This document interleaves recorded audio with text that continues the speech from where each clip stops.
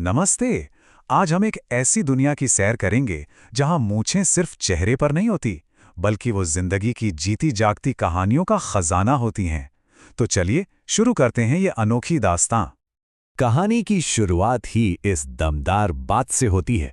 समझिए, ये सिर्फ एक मूंछ नहीं है, बल्कि ये जिंदगी के तजुर्बों, समझदारी और उन अनगिनत यादों की निशानी है जो किसी इंसान को बनाती हैं। यही इस पूरी कहानी का दिल है। तो मतलब यहाँ मूंछ का मतलब सिर्फ बाल नहीं, बल्कि एक मेटाफर है। ये जिंदगी के सफर का प्रतीक है, हमारे सीखे हुए सबकों का, हमारी यादों का।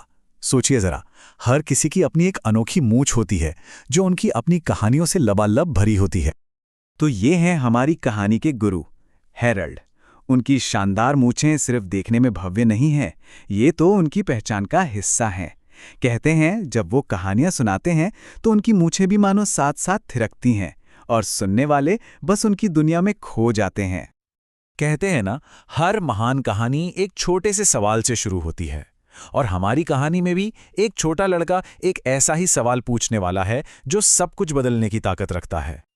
और अब एंट्री होती है हमारी कहानी के हीरो की, टिमी।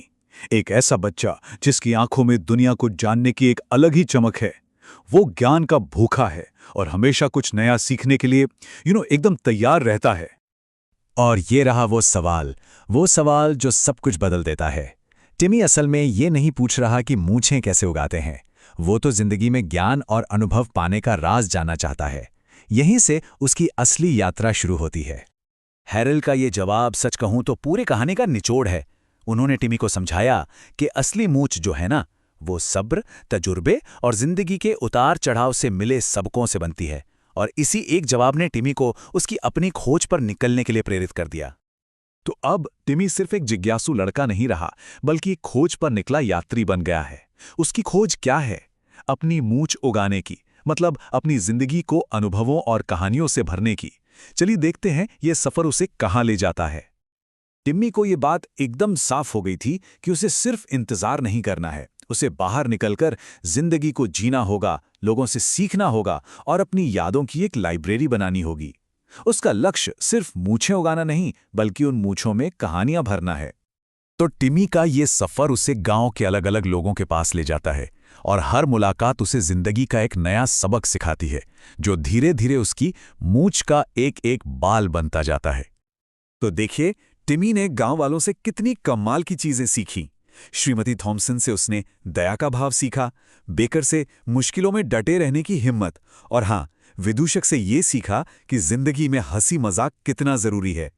ये सारे सबक अब उसकी पहचान का हिस्सा बन रहे थे। वक्त गुजरता है और कहानी अपने अंतिम पड़ाव पर पहुंचती है।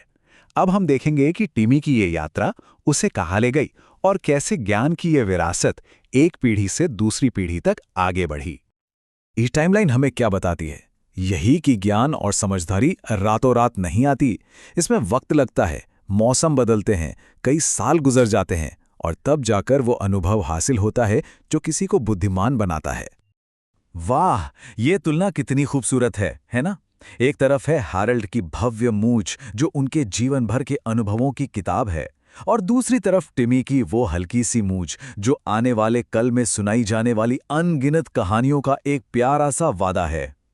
टिम्मी के लौटने पर हैरल्ड उसे फिर से कहानी का सबसे जरूरी सबक याद दिलाते हैं कि असली चीज बाहरी दिखावा नहीं, बल्कि वो अनुभव हैं, वो कहानियां हैं जो हम अपने अंदर सहेजते हैं। और इस तरह कहानी का ये चक्र पूरा होता है। टिमी अब सिर्फ कहानियां इकट्ठा नहीं कर रहा, बल्कि उन्हें दूसरों तक पहुंचा भी रहा है। वो अपने गुरु की जगह ले लेता है, और हर नई कहानी के साथ उसकी अपनी मूंछ और भी घनी होती जाती है।